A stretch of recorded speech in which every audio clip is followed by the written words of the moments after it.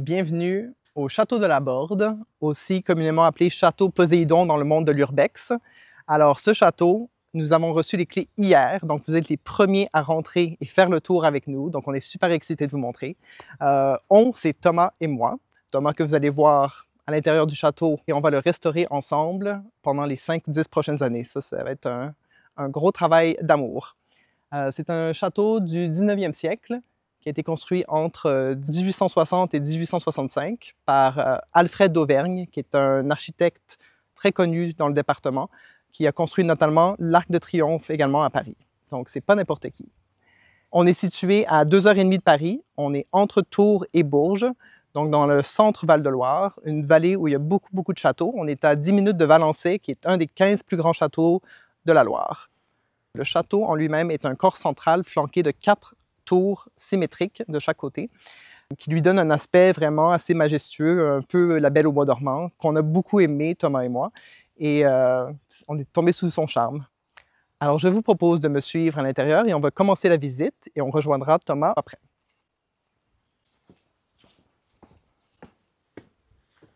Alors, comme vous voyez ici, il y a des grandes grilles qui protègent la porte d'entrée. Comme c'est un site urbex qui a été abandonné depuis tellement longtemps, il y a eu énormément de gens qui sont rentrés dans le château et donc il a fallu le protéger pour essayer d'arrêter les dégradations sur ce château.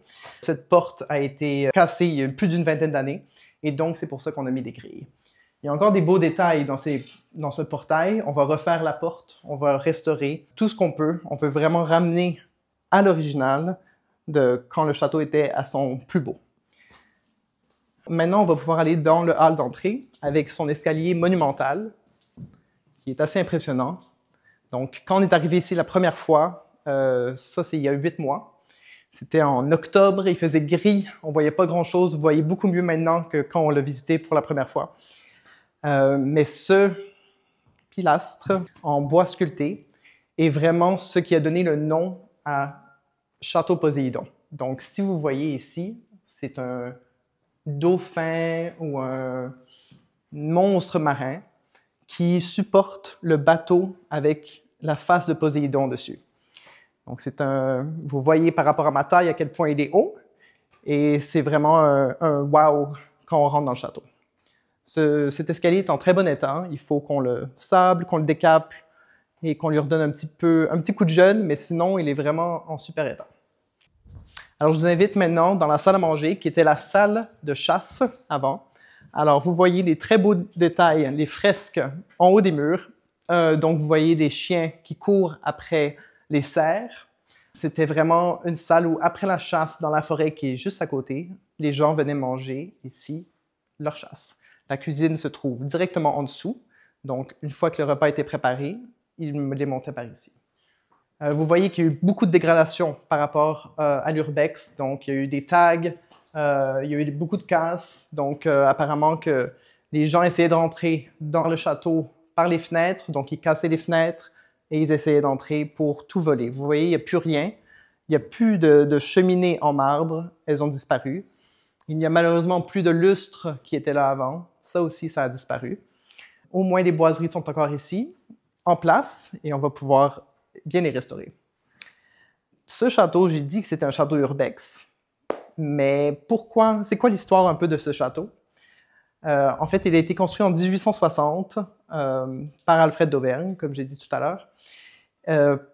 Et puis, ce château, entre 1860 et 1920, il a changé de famille 3 fois. En 1920, c'est Élie Granat qui a repris le contrôle de ce château. Et c'était un artiller qui, durant la Deuxième Guerre mondiale, a fourni les armes à la France pour combattre les Allemands.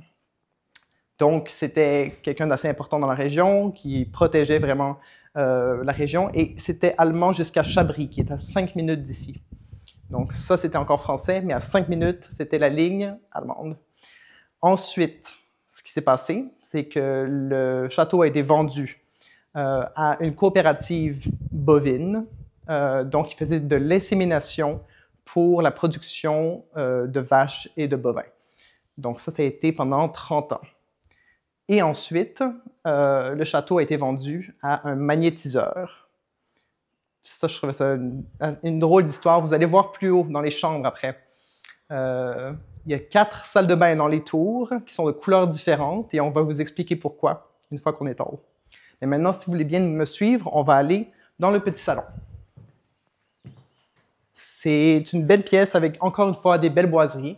Le plafond, évidemment, la peinture s'effrite, on voit des affres du temps, mais elle est quand même en bon état. Donc, une fois qu'on restaure, on aimerait beaucoup mettre des bibliothèques ici pour la rendre cosy. Il y a une salle de bain derrière vous qui est en très mauvais état. Je pense que c'est une des pires pièces du château en ce moment. Le plancher se défait. Mais sinon, c'est une belle pièce vide dans laquelle nous allons pouvoir recevoir des amis et des événements. Donc, Thomas et moi avons cherché pendant longtemps un château. Ça fait peut-être 10 ans qu'on est fascinés par l'histoire des châteaux, leur architecture et tout ça. Et on a cherché sur les sites, différents sites de vente pendant 3-4 ans, très assidûment, donc tous les jours, vraiment. On a visité une dizaine de châteaux. Et puis, aucun de ceux-là n'était parfait pour nous. Soit les pièces de réception étaient trop petites, ou il n'y avait pas assez de fenêtres, il n'y avait pas assez de lumière, ou bien ils étaient trop près des villes et on ne pouvait pas faire d'événements à cause du bruit. Il y avait toujours quelque chose qui ne marchait pas. Donc, on a décidé de trouver un château d'une autre façon. C'est à ce moment-là où je me suis dit, je vais regarder sur Internet pour des châteaux abandonnés qui ne sont pas à vendre. Et c'est comme ça que j'ai trouvé le château Poséidon, qui était sur Pinterest en tapant « Château abandonné France ». J'ai trouvé certains châteaux, je les ai envoyés ensuite à mon agent immobilier en France et je lui ai demandé « Est-ce que c'est possible de m'aider à trouver les propriétaires ?» Et elle est un peu fantastique, cette agente, et puis après 3-4 mois de recherche, elle a réussi à entrer en contact avec les propriétaires qui n'habitent même pas en France. Et c'est à ce moment-là où nous avons commencé à négocier. Et la négociation a duré 5 ou 6 mois. Donc, il ne faut pas être trop pressé quand on achète un château. Il faut prendre ça mollo, relax. Mollo, c'est comme ça qu'on dit au Québec. Thomas et moi, on vient du Canada. Moi, j'ai habité en France quand j'étais jeune, mais j'ai vécu toute ma vie au Canada. Donc, c'est un retour et j'ai encore les expressions. Sinon, à ce moment-là, c'est là où on est venu le voir en octobre dernier. Et puis, on est tombé sous le charme, même si c'était pluvieux, gris et tout. On s'est dit, je pense que celui-là, c'est celui pour nous. C'était le pire en termes de conditions qu'on a vu, mais c'est celui où on voyait le plus de potentiel. Et puis, on n'est pas très, très manuel, mais on est très prêt à apprendre. Donc, ça va être tout un challenge pour nous de faire ça ensemble. Allez, je vous amène dans le grand salon. Ça, c'est une pièce vraiment qui était maîtresse dans notre décision. Pourquoi? Parce qu'elle est grande. Et quand on est en campagne et qu'on veut faire des événements, on veut des grandes pièces pour pouvoir recevoir. Donc, c'est un salon de une cinquantaine de mètres carrés. Le petit salon est environ 30-35 mètres carrés. Donc, ensemble, ça fait une belle grande pièce pour recevoir. Et ça, c'était très important pour Thomas et moi. Comme vous voyez, encore ici, il y a beaucoup d'affres du temps. Donc, malheureusement, la cheminée a été pillée. On voit au sol, par contre, une dalle de marbre blanc. Donc, j'imagine que la cheminée devait être en marbre blanc également. Ça nous donne une indication pour le futur. Et il devait y avoir un grand trumeau ici, qu'on a perdu également. Les plafonds ont des très belles décorations. Ils sont très ornementés. Par contre, la peinture s'écaille et tout ça, donc ça va être un beau travail de grattage. On voit ici, j'ai remarqué tout à l'heure, qu'on voit les poignées de porte originales, donc elles sont très jolies. On voit sous cette peinture le bronze doré. Il va falloir les restaurer, mais elles sont vraiment magnifiques. Donc, on a quand même encore des détails assez jolis ici, qui sont bien cachés par le temps. Alors, maintenant, nous allons nous diriger vers la cuisine, la future cuisine, parce qu'il n'y a pas de cuisine en ce moment. C'est une pièce, encore une fois, avec des très hauts plafonds, donc je pense que ça va être assez sympathique de cuisiner ici. Par contre, il y a 3 grandes fenêtres, donc ça va être un peu plus dur de réorganiser la cuisine, mais tout est possible. On voit ici par terre le plancher qui a été mis dans les années 70. On va devoir tout enlever ça également. Ici, c'est une des tours dans laquelle nous allons faire un petit espace déjeuner. Donc, le plan, c'est d'avoir une table ici, ronde, avec des banquettes autour pour pouvoir déjeuner. Moi, j'ai une vision. On a les deux, Tom et moi, une belle vision. Le travail, il y a beaucoup de travail. Ça va prendre des mois avant que la vision devienne réalité. Alors maintenant, nous allons nous diriger vers la chambre du rez-de-chaussée, qui sera notre chambre dès qu'on aménage au château. Et celle-ci donne, comme vous voyez, dans le hall d'entrée. 2 grandes fenêtres, donc c'est très, très lumineux ici, et qui a sa salle de bain. Ça, c'est quelque chose qu'on aimait beaucoup dans ce château, c'est que chaque chambre a sa salle de bain, ce qui est assez rare dans les châteaux anciens comme ça. Souvent, il y avait 1 ou 2 salles de bain, et c'est toujours quelque chose qui manque. Ici, bien qu'elles sont en très mauvais état, elles sont déjà là, donc la tuyauterie est là. Ça va être plus simple pour nous de rénover par la suite. Et c'est assez charmant d'avoir un bain comme ça au milieu d'une tour. Je pense que c'est assez mignon. Ici, encore une fois, il nous manque la cheminée. Par contre, le voisin nous a dit hier qu'il a récupéré la cheminée. Il a entendu quelqu'un rentrer dans le château, comme il y a une alarme, et il est venu tout de suite et il a récupéré les morceaux de la cheminée que la personne avait arrachés. Donc, la cheminée est dans sa grange et il va pouvoir nous la donner quand on est prêt à rénover ici. Alors voilà, la salle de bain. Je vous laisse jeter un petit coup d'œil. Il y a une belle palette de couleurs rose et blanche. Chaque salle de bain a vraiment sa couleur à elle. Et voilà, je vous laisse regarder. Alors maintenant, je vous propose de retourner dans le hall d'entrée pour aller en haut et on va parler un peu des vitraux. Parce que le château Poséidon, une des choses qui est magnifique dans ce château, ce sont vraiment les vitraux. Allez, suivez-moi. Alors, on va se diriger vers la porte d'entrée qui a des superbes vitraux. Je vais fermer la porte pour que vous puissiez mieux admirer. Alors, ces vitraux ont été faits en 1862 par la famille Lobin. La famille Lobin est une famille de Tours qui était spécialisée dans les vitraux et qui ont fait un grand nombre de vitraux un peu partout en France, mais également au Portugal, au Brésil et dans d'autres pays. Donc, surtout à cette époque, c'est quand même assez impressionnant qu'ils aient pu exporter leurs vitraux.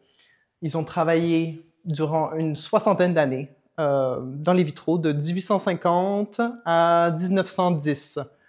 Il y a certains vitraux qui sont cassés, comme vous pouvez voir. Par contre, nous avons trouvé un spécialiste de ces vitraux, des vitraux Lobin, à Tours, qui va pouvoir nous aider à les restaurer. Donc ça, c'est vraiment, vraiment quelque chose de super et on est très fiers de ces vitraux. C'est drôle parce que j'ai toujours voulu vivre dans une église qu'on allait restaurer et puis maintenant, c'est un peu comme ça. On se sent un peu dans une église. Allez, suivez-moi. Alors, cet escalier, il y a une petite particularité ici. Il est écrit « Qui veut peut ».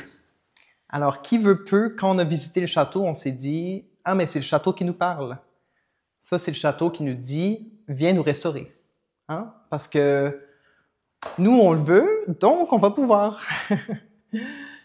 Un petit clin d'œil. Le château nous donne un clin d'œil. Et on arrive ici, en haut des marches, au premier étage, sur la pièce maîtresse du premier étage, vraiment. Donc, c'était une petite chapelle, très familiale, petite, mais très mignonne. Donc, vous avez encore ces vitraux de la famille Lobin qui sont très grands. Si vous comparez à ma taille, ils sont assez imposants. Nous en avons 2 grands ici, un ici et un là, avec les petites tourelles également. Donc, ça, c'est vraiment un des petits joyaux de ce château. Alors, suivez-moi, nous allons aller dans la suite nuptiale, la future suite nuptiale, parce qu'elle n'est pas très nuptiale en ce moment. Allez, suivez-moi vers ici. Donc ici, vous voyez un grand couloir qui n'a malheureusement plus beaucoup de détails. On va devoir rajouter toutes les moulures sur les pans de mur ici, les moulures un peu plus haut. Au plafond, il y en a certaines, donc ça, c'est pas mal. Mais sinon, il y a beaucoup à faire ici. On va aller dans la chambre ici, qui va être la suite des mariés. Alors, on arrive dans la suite des mariés. Ici, ça va être le salon de la mariée, avec une très belle cheminée en marbre. Au premier étage, il nous reste quelques cheminées, donc ça, c'est sympa. Ici, donc, on va mettre un canapé. Ici, on va avoir sa coiffeuse. Et il y a la salle de bain des mariés ici.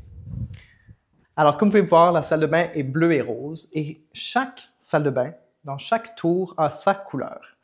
Et on se demandait pourquoi. Et le voisin nous a éclairé sur ce point. En fait, la personne qui vivait ici en 1980 était un magnétiseur allemand. Et il avait 4 femmes, une dans chaque tour. Et donc, chaque femme avait sa propre salle de bain avec sa propre couleur. Donc, on trouvait ça très intéressant comme histoire. La femme du voisin a rencontré ce magnétiseur et elle nous a dit qu'il était très, très fort.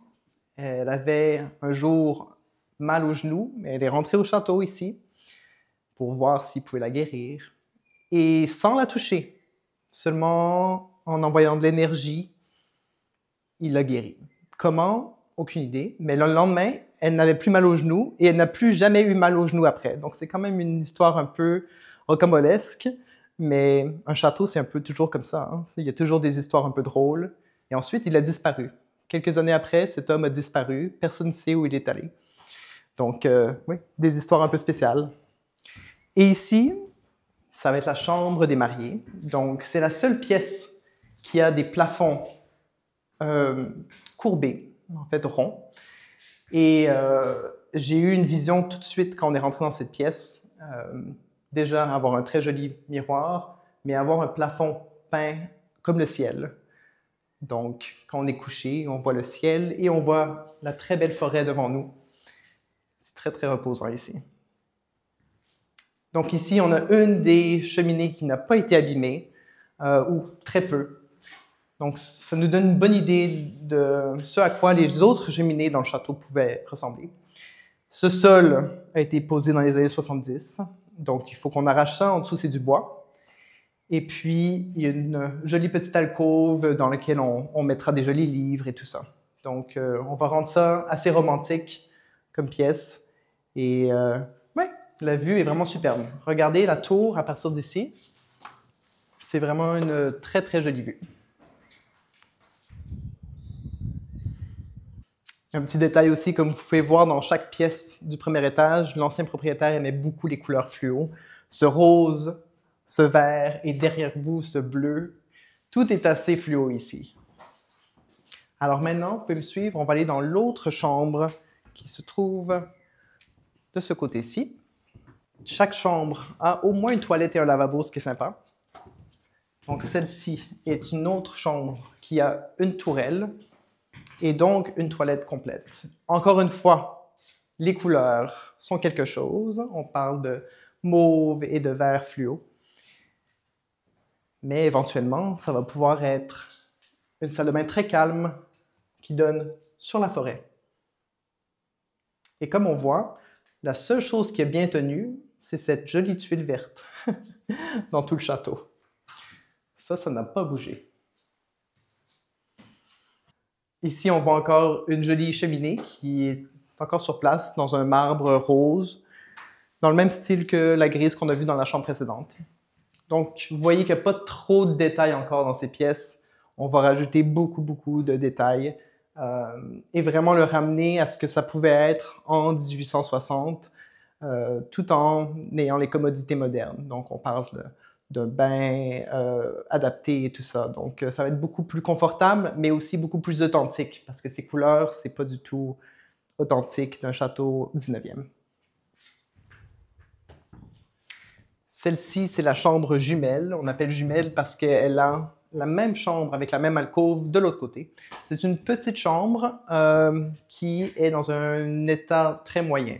Celle-ci a eu certains dégâts d'eau, malheureusement, et donc va nécessiter un peu plus de travail. Par contre, on aimerait beaucoup garder ces alcôves que je trouve qui donnent beaucoup de charme à la chambre. Et on a encore une fois une cheminée en bon état. Donc ça, c'est sympa.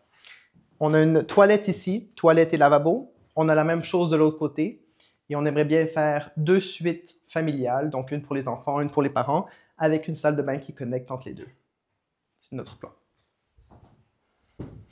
Et voici la deuxième jumelle. Alors, encore cette jolie alcôve ici et la même cheminée qu'on a trouvée dans l'autre pièce. Voici la petite salle de bain, les WC qu'on va connecter avec les autres pour faire une salle de bain assez petite mais familiale. Vous voyez ici qu'il devait y avoir une ouverture à un moment qui a été bloquée et maintenant, avec l'affre du temps, tout a été réouvert. Vous pouvez me suivre dans l'autre chambre. Alors, cette chambre-ci a une vue différente. On fait face à l'entrée du château et derrière, on voit un peu la petite maisonnette qui a été construite dans les années 60. Cette chambre est un peu plus grande et a une cheminée aussi en marbre qui a été démontée car quelqu'un voulait la voler. Et finalement, peut-être qu'il a trouvé ça trop lourd parce qu'elle est restée sur place. Cette salle de bain est quelque chose, tant au niveau de la couleur qu'au niveau de son état. C'est vraiment un état assez pitoyable. Je pense que les oiseaux ont fait des nids là-dedans. Et donc, oui, c'est une scène de guerre. Je vous laisse regarder ça. Alors, avant de vous montrer la dernière chambre, je vous montre l'escalier. C'est un escalier de service dans lequel il y a un monte-charge. Les plats ou la buanderie allaient du sous-sol jusqu'au 2e étage. C'est un escalier qui est assez joli en bois et qui est bien courbé et tout ça. Donc, une fois qu'on le restaure, il va être très joli. Pour l'instant, c'est une différente histoire, mais je vous montre la dernière chambre. Alors, cette dernière chambre ici, c'est une de mes préférées à cause de la cheminée, en fait. Je trouve que la cheminée est superbe et c'est la seule cheminée qu'on a qui est blanche ici et je trouve qu'elle est vraiment très jolie. À partir de cette chambre ici, il y a une jolie vue sur l'entrée du château. L'entrée du château, malheureusement, a perdu son portail d'origine. Pourquoi? Parce que dans les années 50, quand il y avait une association bovine ici, la personne qui s'occupait de l'association a décidé que le portail n'était pas pratique pour les bovins et donc l'a vendu. Malheureusement, ce portail qui était magnifique se trouve aujourd'hui au pavillon de chasse du château de Valençay. On aimerait beaucoup le revoir, mais après 60 ans, 70 ans, je pense qu'il n'y a aucun moyen de le revoir. Donc pour l'instant, on fait avec notre portail de bovin et puis éventuellement on le changera pour quelque chose d'un peu plus joli et qui fait meilleure mine pour le château en fait.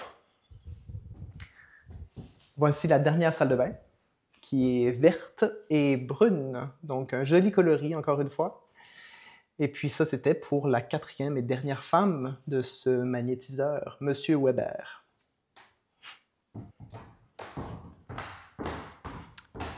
Alors, maintenant, je vous invite à venir dans le petit escalier qu'on a découvert hier.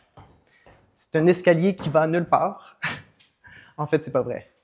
C'est un escalier qui va au sous-sol, où il y avait l'ancienne cuisine, là où Thomas va vous rejoindre.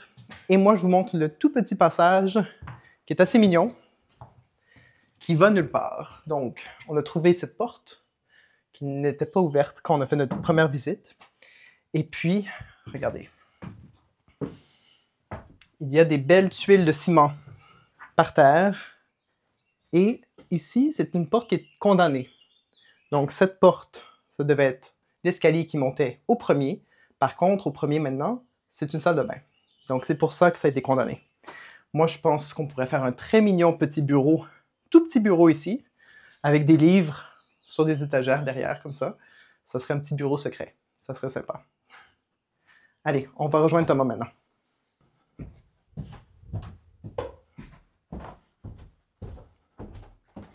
Alors, bienvenue. On se trouve ici dans les anciennes cuisines qui sont directement sous la salle à manger de l'époque. Donc, on voit c'est probablement la plus grande pièce de cet étage. La hotte est encore ici. On retrouve quelques vestiges. Et si on prend le temps de regarder la pierre utilisée à ce niveau-ci, c'est la pierre de l'ancien château médiéval. Et ça se voit très bien de l'extérieur, la différence entre la pierre qui a été utilisée pour les autres étages et la pierre utilisée pour la fondation. C'est vraiment des très beaux détails qui sont liés avec les anciens châteaux. Donc, le reste de l'étage n'a pas tellement de lumière encore. Beaucoup des fenêtres sont condamnées. Mais je vais attirer votre attention sur l'ancien mode de chauffage qui est toujours présent. Donc, ici, on est au niveau sous-sol et sous le niveau sous-sol, ils ont installé une immense chaudière à bois qui se trouve ici et on voit elle est absolument énorme. Il y avait deux systèmes de chauffage reliés ici au château. Le premier, c'était naturellement dans les radiateurs l'eau chaude, mais si on porte bien attention, il y avait un système d'air chaud à travers le château qui est utilisé. Donc, il y a quelques cheminées qui se rendent sur tous les étages pour y répandre de l'air plus chaud et y partager. Donc, il y avait un double système de chauffage qui se trouvait ici, qui partait principalement de cette immense machine chaudière à bois et qui chauffait tout le château. Pour le reste de l'étage, ça va être un petit peu plus difficile, mais je vais quand même vous montrer parce que on se trouve ici quand même dans un domaine de chasse. Et si on me suit, ici, là on est vraiment dans l'antre du château, dans le cœur. Eh bien, il y avait toutes les pièces utilisées pour accrocher les bêtes capturées ou chassées. Ici, on la retrouve et on voit très bien tous les crochets ici utilisés pour y accrocher les viandes, le gibier chassé. La pièce a été réutilisée avec son histoire par d'autres propriétaires, donc ça, c'était pas original, mais on voit très bien les détails utilisés dans le sous-sol du château. On peut remonter. Donc, le plan de restauration du château, en fait, ça va être très long, mais on veut le faire en plusieurs étapes. Donc, ici, on se trouve au rez-de-chaussée et c'est probablement la première étape qu'on va attaquer. Si on regarde ici, se trouve, et on va le diviser le château un peu en deux morceaux. Il se trouve ici une chambre qu'on veut aménager. Ça, ce sera pour nous, pour s'y installer.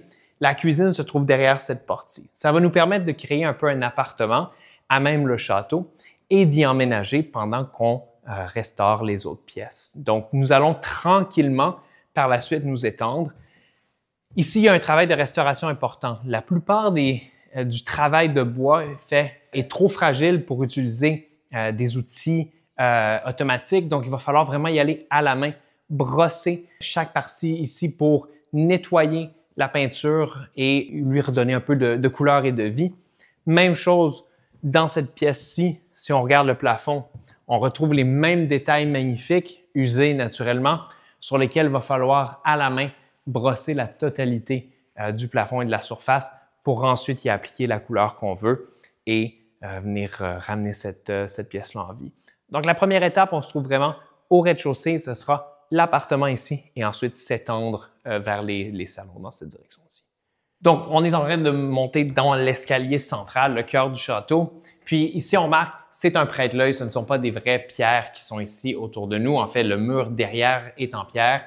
Ce qu'on veut faire, c'est vraiment restaurer tous les murs autour de nous, rajouter un peu plus de détails, aller chercher des moulures et lui donner un peu plus de couleur aussi, quelque chose d'un peu plus pâle. Et si on se tourne ici, ben on arrive à l'étage là où il y a les vitraux. Et puis, c'est vraiment ici pour nous le cœur du château. C'est notre coup de cœur. Tous les vitraux sont originaux. Ils sont toujours intacts. Ça, c'est extraordinaire. Mais il y a un peu de travail à faire ici parce que si vous regardez comme il faut et si vous regardez de près, il y a une fresque qui se trouve sous la peinture. Et puis, c'est très facile de soulever la nouvelle peinture.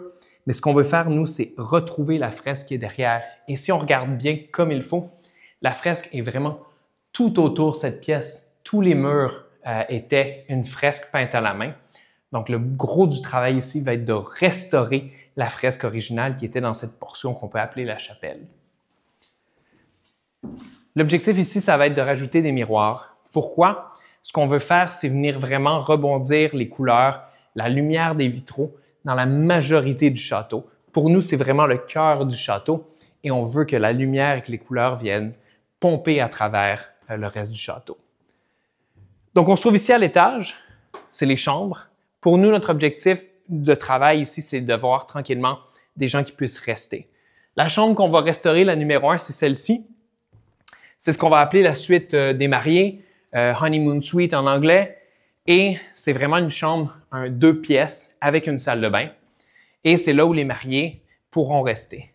Donc, vous allez voir, ici, la lumière est magnifique. Vous l'avez déjà vu plus tôt. L'objectif, c'est de créer ici un salon pour les mariés, là où ils viennent se préparer, passer du temps, restaurer la salle de bain et venir y créer ici la chambre à coucher pour les mariés. On veut fermer le mur. On n'a pas besoin d'avoir autant de portes dans la suite des mariés et vraiment venir y réparer. C'est la première suite qu'on va créer et la première qui va être disponible pour que les gens puissent rester ici au château dès que nous, on est installés en bas et que ça, c'est disponible. Donc, un étage que vous n'avez pas tellement vu, c'est le 2e étage. En fait, la raison, c'est que c'est un étage qui aura besoin d'énormément de travail. Il est actuellement couvert de défécation d'oiseaux, il y a plusieurs déchets, mais c'est un étage de chambre complète aussi qui se trouve directement au-dessus de nous, qui était pour les domestiques. Donc, les configurations sont vraiment des petites chambres avec une toilette intégrée. L'objectif, une fois que cet étage-ci sera restauré, c'est de tranquillement attaquer le second étage pour avoir une plus grande capacité pour recevoir des gens. Et la charpente. Un des grands critères pour nous, c'était la santé du toit. On voulait éviter de devoir trop jouer là-dedans. La charpente est en excellent état. Non seulement ça, mais quand on a fait vérifier, les joints ou les crochets de la charpente sont en cuivre, ce qui est assez rare pour les châteaux et ça lui permet de durer beaucoup plus longtemps et survivre aux intempéries. Donc pour nous, c'est une petite victoire. Il y a beaucoup de travail à faire ailleurs. On va prendre que la charpente et le toit sont en bon état. Bon, alors là, on est dans les extérieurs et vous excuserez le look. On commence à nettoyer la végétation qui a grandi, qui a commencé à vivre par-dessus les murs. Moi, je vais vous amener vers une tour qui fait partie de l'héritage du château. En fait, cette tour-là, elle était reliée au château précédent, le château médiéval qui était à l'époque ici. Et on va aller la voir parce que sur toutes les cartes du château, c'est vraiment un élément que les gens aimaient refléter. Elle a été abandonnée depuis très longtemps. Ça fait très longtemps qu'elle n'a pas été touchée. Mais notre objectif, c'est, dès qu'on va avoir le temps, de la restaurer, de la sauver et d'avoir un petit bâtiment comme ça extérieur. Un endroit où, si par exemple, il y avait un plan d'eau, une piscine, ça deviendrait le pool house ou peut-être même un endroit où les gens peuvent rester, une chambre séparée du château. Ce qui est important de comprendre, c'est que la végétation actuellement est par-dessus la tour, donc a vraiment traversé la totalité. Là, c'est à l'intérieur même de la structure. Il va falloir tout enlever, réparer la charpente et le toit pour arrêter l'eau de rentrer et ensuite s'attaquer à l'intérieur. Donc, si on regarde, on y est à la tour. On voit la nature a gagné et par-dessus. Mais il y a un magnifique escalier en pierre qui amène au 2e étage. Actuellement, le 2e étage n'est plus accessible. Il a été complètement détruit. Ici, on se dirige vers l'intérieur. On va pouvoir voir quelques éléments typiques du château. Et aussi, ça, moi je l'ai vu. Ça, c'est un four extérieur. C'est du barbecue. Et ça, en été, c'est extraordinaire. Donc ça, c'est magnifique, un détail. Et si on se trouve à l'intérieur ici, eh bien, on voit, il reste plus grand-chose. On est vraiment dans la tour simple. La nature, les racines sont même rendues à l'intérieur et la structure est fragilisée. Mais notre objectif, c'est de, à terme, restaurer la tour ici. Donc là, on retourne à l'extérieur et vous voyez, la végétation a vraiment pris le dessus. Mais on a encore une portion du terrain qui est plus bas ici. Et c'était là, à l'époque où il y avait leur jardin emmuré. On a vu sur quelques anciennes cartes postales, il y a même un bâtiment qui se trouve encore, bon, il doit être en ruine actuellement, mais attaché. C'était le bâtiment probablement poulailler où il y avait les outils de jardin. Notre objectif à terme, c'est vraiment d'avoir le jardin qui se trouve en bas, là-bas ici. Ici se trouverait une piscine et le château tout en haut là, de la colline. Merci d'être resté avec nous durant cette visite. Ça touche à sa fin. Et puis, on commence ce projet qui va durer plusieurs années. J'espère que vous allez être avec nous. Donc, vous pouvez nous rejoindre sur nos réseaux sociaux. Suivez notre aventure Château Poséidon sur YouTube ou château.poséidon sur Instagram. Notre objectif, c'est de partager les hauts et les bas, de restaurer un château comme ça, de vivre la vie de châtelain à 35 ans et de tranquillement retaper la totalité du château. On espère vous revoir dans quelques années quand le château va être complété et pouvoir vous montrer notre travail fièrement. Merci beaucoup. Au revoir.